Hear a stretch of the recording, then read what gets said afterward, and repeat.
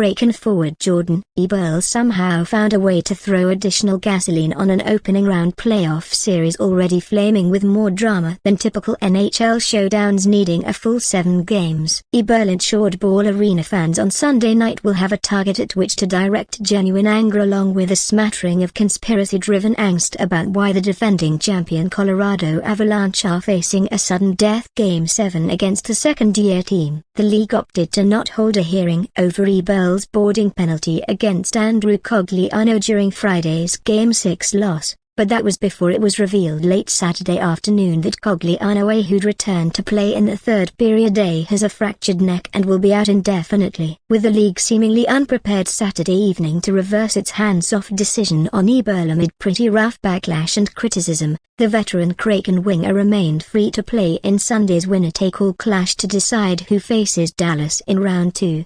Saturday's late-breaking news understandably infuriated Avs fans deeply concerned about Cogliano's well-being. Many had spent the day already engaging in predictable hand-wringing, teeth-gnashing and whataboutism in suggesting Eberle deserves the culminates suspension treatment and will undoubtedly make that vocally clear Sunday whenever Eberle touches the puck. And the reality is the Kraken must display far more discipline and composure in Game 7 than in Friday's belly flop at home. "We kept trying to find a spark and we couldn't," Eberle said after Game 6 of his team's effort, when it took more penalties in the second period, including the boarding call, than in all of Game 5. "Like I said, we probably were playing just a little bit too tentative. We've got a Colorado team that's obviously on the brink, and we know they're going to play with a lot of desperation. It's obviously disappointing, but at the end of the day we're in a 7-game series with a chance. Colorado isn't merely playing with desperation, but enough distractions to fill up a score sheet as quickly as Kraken penalty takers did in Game 6. First, there's the Makar hit in Game 4 that knocked 40-goal scorer Jared McCann out for the series with a suspected concussion, earning the Norris Trophy winner a Game 5 suspension. Plenty of Avalanche fans online wanted Eberle given the same 1-game suspension. The NHL disagreed,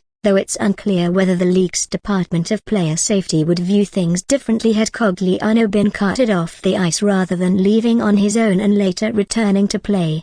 One possible reason for no suspension, though none was officially offered, is that Cogliano turned his body slightly just as Eberle was committed to checking him. That likely contributed to the Avalanche player being propelled headfirst into the boards. Makar's hit came against a player not playing the puck at the time, with play seemingly ended. Either way, the distinction won't stop many Avalanche and even some Kraken fans from voicing their displeasure. Nor will it silence conspiracy buffs convinced the NHL doesn't want Colorado winning this series. Then, there's the Valeri Nichushkin saga, with the talented Avalanche forward vanishing before Game 3. A Seattle Police Department report released Thursday following public records requests by media outlets, including the Seattle Times, stated a 28-year-old woman was found heavily intoxicated and in behavioral distress when Avalanche employees went to check on Nichushkin in a room at the downtown Four Seasons Hotel a week ago Saturday. While Nichushkin has since spoken with Avalanche coach Jared Bednar and reportedly had help from team security and quickly leaving town, no one from the Avalanche will divulge why he left or where he is.